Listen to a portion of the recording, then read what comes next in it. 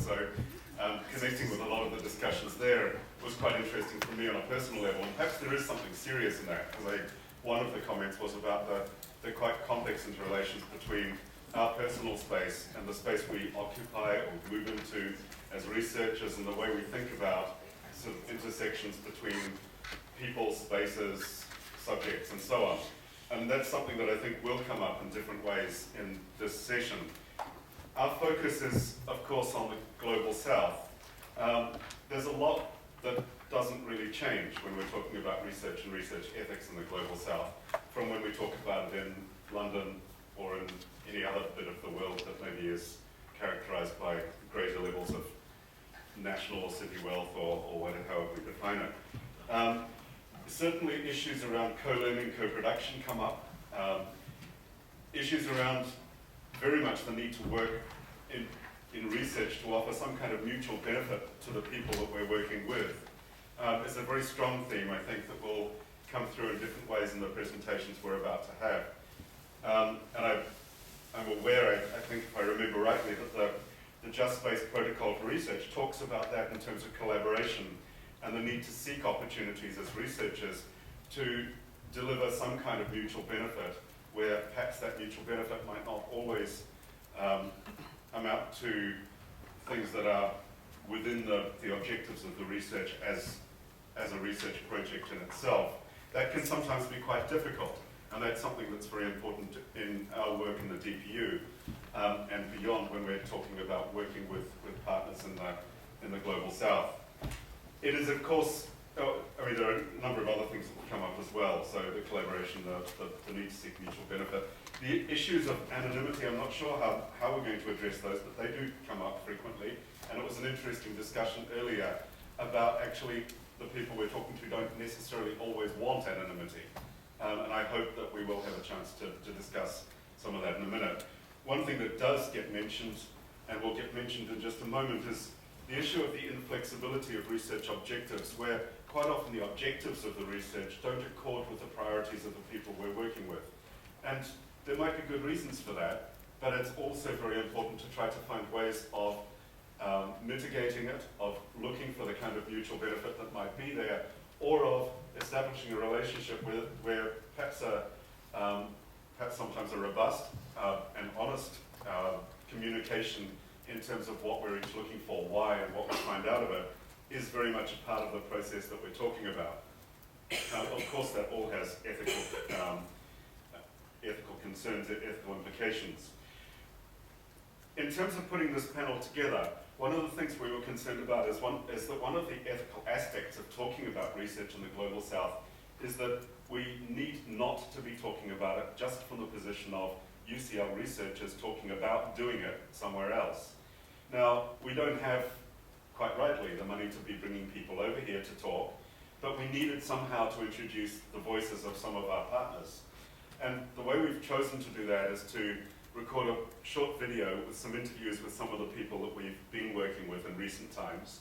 These are all things that were shot in the last few weeks or couple of months, and have been put together in a way that we asked them specifically to talk about ethical aspects of doing research, either them doing research or us doing research, and working with them or working with people locally.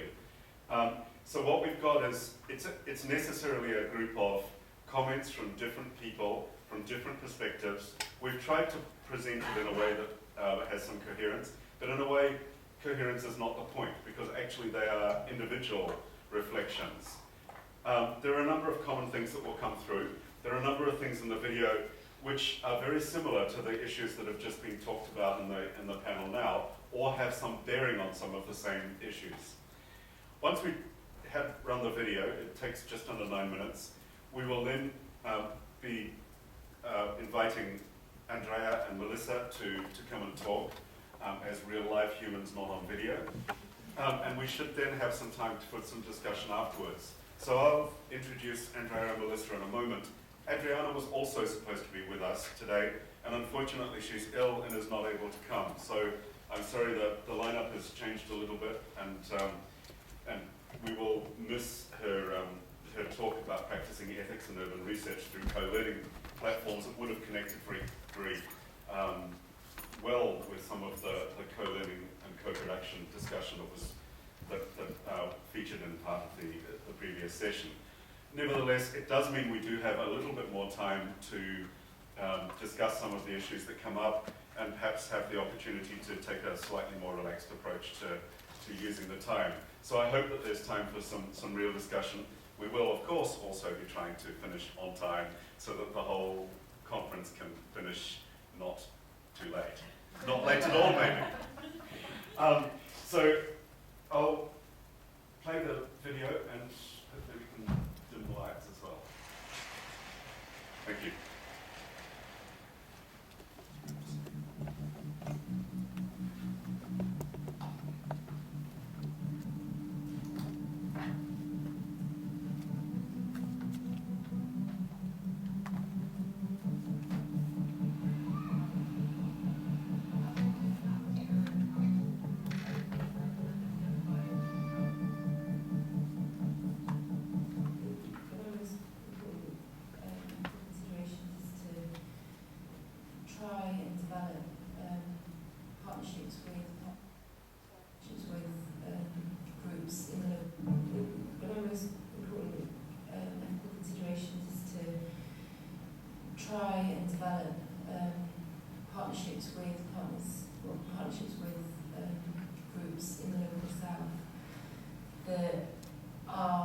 Equal, and actually more than equal, that are beneficial to the partners that we're engaging with.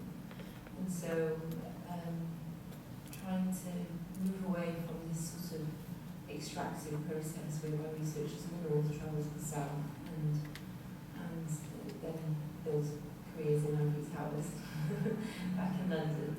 Nowadays it's being accustomed to get some sort of payment and so on for the information they provide.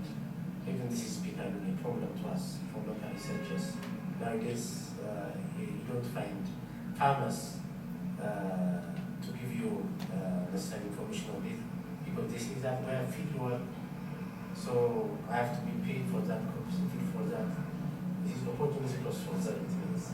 So this being a challenge, you should be very careful from the very beginning. You tell them that, of course, if you want to give them, you give them money, but you tell them that they should give you the correct information because this may negatively affect the type of data you need and as it the conclusion.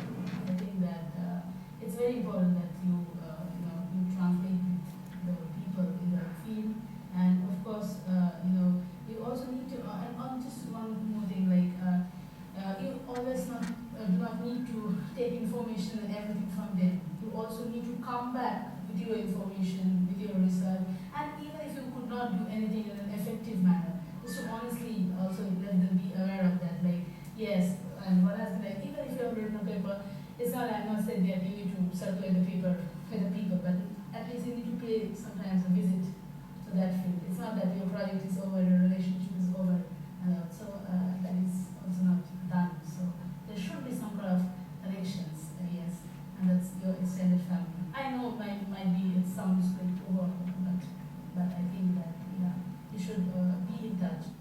Local community, they command a certain kind of respect, which you have ready to provide in order for you to get up some good information. Yeah, like Tanzania, they like greetings. And it's not only greetings, one greeting, hi. It's more than that. When you go, if you just go and say hi and then start interviewing someone, it's somehow impolite. So they would really want you to reach there, you greet them, and they also you ask a little bit about the family, and a little bit about the life. Yeah? So you spend a bit about 5 minutes really to understand him. Depending on the culture, there are questions that should not be asked, that may be offending, so that this will disturb the data collection of the interview process, mainly with reproductive issues. People doing research on such reproductive issues should be very careful. And for example, the male guy it will be difficult for male guy to get objective information on reproductive issue from the women's side. Because, I mean, in our culture, this is not customized. So even for females researchers, even the men will be open. Dar es Salaam is a coastal region where it is majority people with religious background of Islamic, and the code of women here, they like to wear very long dress.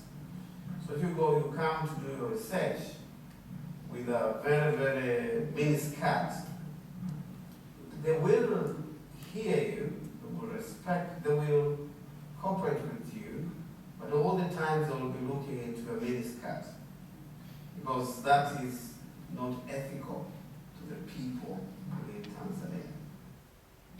We were invited to different spaces, and we even created some spaces to discuss with experts, with scientists, and central government representatives, and then the male predominance appeared again. So it was like the scientists, were mainly men, and then we were like put it aside again. But also the issue of the city was put aside. And even again, the discussion was mainly in relation to indigenous communities or agricultural issues again, and the cities were vanishing slowly. But you have a situation where sometimes you have the international community that they come and say, okay, we want to do this pilot, and we have all our money, we'll do it, everything, and they end up really doing everything themselves. So now when you want to replicate it, it creates some challenge, because communities say, you guys, it seems you have been given a lot of money. Why you want us to pay back these loans? And yet the Wazungus, they came here, the white people, they came with a lot of money. They did everything for us. So that's a classical example that the tension which is over there, which we are trying now to be very careful in the future. In the past, we've had terrible mistakes. For example, during the privatization of the water services in Cochabamba back in the year 2000, this big multinational company would be in charge of the water services, and they would ignore all the hundreds of water committees that were serving people at that time. So we had all these kinds of social conflicts. The city was shut down for over 2 weeks until this whole privatization movement was reversed. And I think the main reason for this to happen was a top-down approach that didn't take into consideration the local institutions, the local customs, the way we were managing water back then. Then providing platforms for partners in the South to be able to write and to get into publications, to get into publications that we take for granted, recognising that it might just be a question of supporting the development of work that's written in a language which is more traditionally the realm of journals and publications. When you really become passionate with the problems, and you really become passionate with the space and the dynamics that are operating there. So I think you should also gradually develop a strong ethics on your part, a feeling of responsibility that I am engaged with the space, and the field is not just a field, it's an animated space for me. So okay, I really need to think about that seriously, genuinely, honestly, even from the perspectives of the people with whom I am basically, in my research and engagement.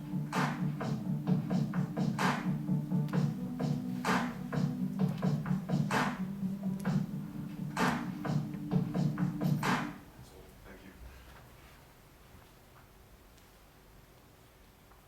So, a number of things there that I think hopefully we can generate a little discussion in just a a moment.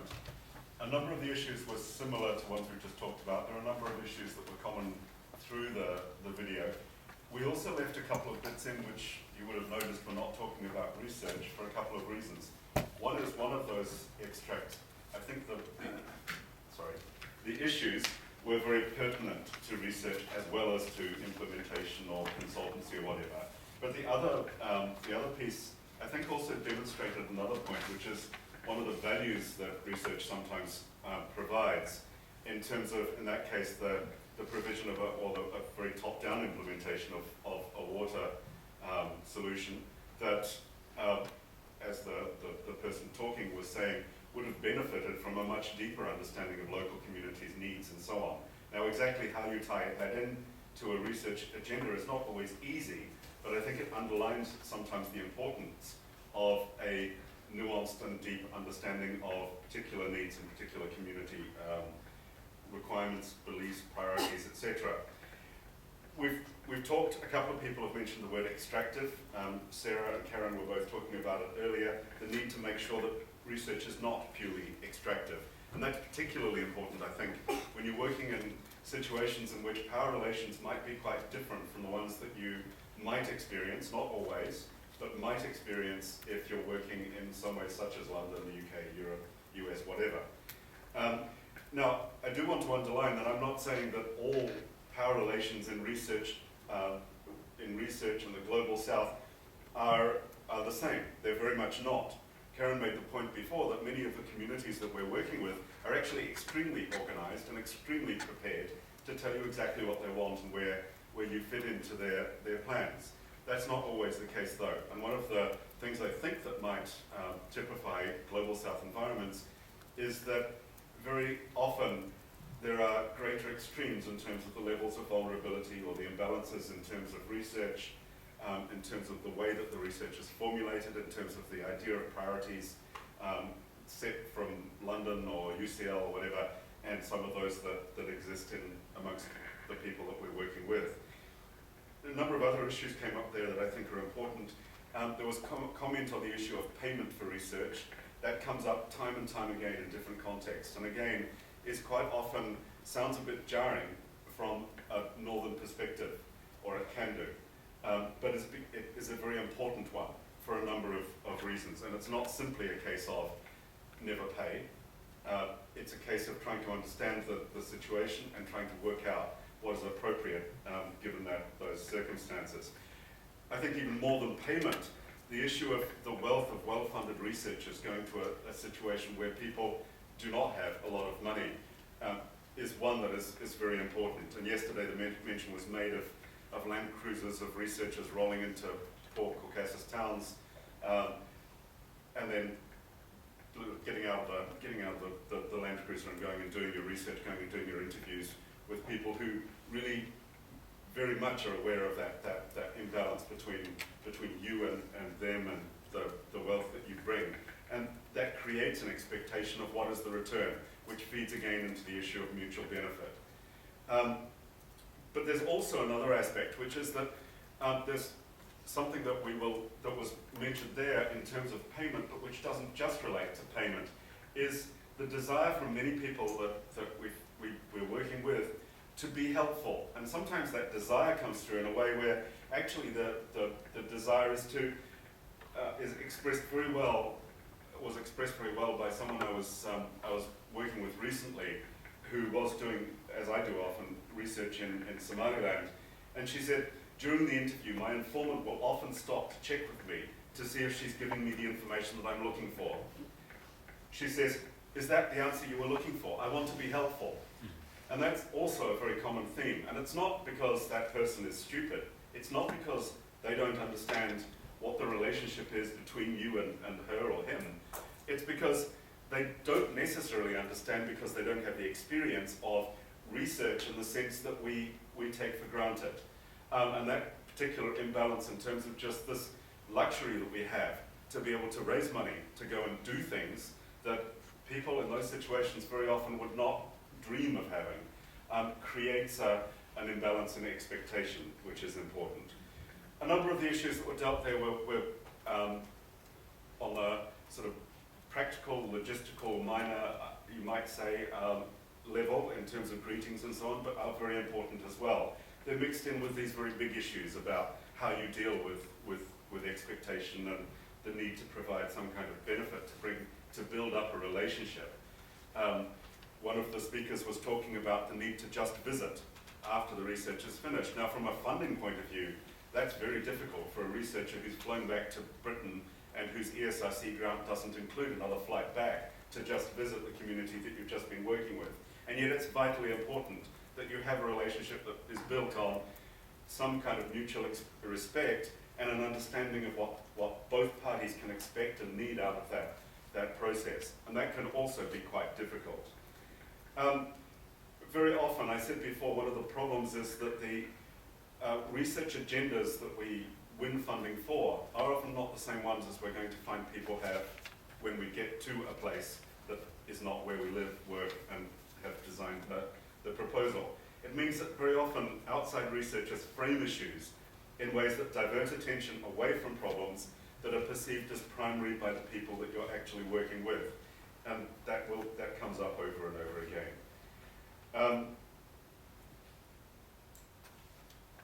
The thing I want to end on is the last speaker, and we finished on that point because of this, was talking about the need to develop a sense of responsibility as a researcher and to be aware of the fact that research takes place in what for many people that we're working with is an animated space. It's a space where many of the people we're working with are very, very passionate about what it is, about the issues that are being dealt with. They're very important issues very often. Things of how your life unfolds, what the issues of water and sanitation are clearly important in a fundamental way. Issues of whatever it is, empowerment through participation and so on. These are things that are fundamentally important to the people we're working with. And they're often not as important to the researcher, as passionate as we might be about the subject we're dealing with, as they are to the people that we're working with. And recognizing that and recognizing the primacy of some of the topics that we're trying to address with people also means recognizing the sensitivities that go with them. And there was mention there of asking questions about reproductive issues, but more generally about gender and so on, which can be applied much more broadly about thinking about the way we deal with topics which might not be sensitive in some circumstances, but very often are when we're talking to people in the research that we do. So just a few things. Oh, there was one last thing I was wanting to talk about, and I think this is probably going to come up in a moment because Melissa's going to be talking about action research. And I was reminded when looking at this video yesterday, and also of a conversation that I had recently that Karen was a part of about action research and about the tendency sometimes for us to think of things like action research as being good because they aim for social change, which is in itself good, and that the need to be very sensitive to the fact that the kind of research that we might think of as action research, and I know there are a number of different definitions of it, we need to think very carefully about what it is we're doing, because if the action research definition we're applying is one that is quite common, that we're trying to bring about social change through the research as an integral part of the research, what happens if that social change actually involves raising awareness amongst people, for example, of a gender issue, that then results in the woman you're speaking to going and getting, in Karen's words, the crap beaten out of her because she's just found a way to be a little more assertive about the rights she has. Now, there is a deep ethical issue about that relates very much to our responsibility as researchers to think very hard about what the implications of the research we're doing are. In fact, not just in principle, and in local situations, not just in the situations that we imagine when we're writing a paper, preparing the final report, or whatever it is that we're going to do. And doesn't just relate to the relatively simple process of making sure that we disseminate information back to people, as important as that is. So I'm going to leave it there, and I hope I haven't spoiled anything that you're going to say, Melissa, but Melissa's going to come and talk now about precisely about action research workshops, and moving beyond extractive practice.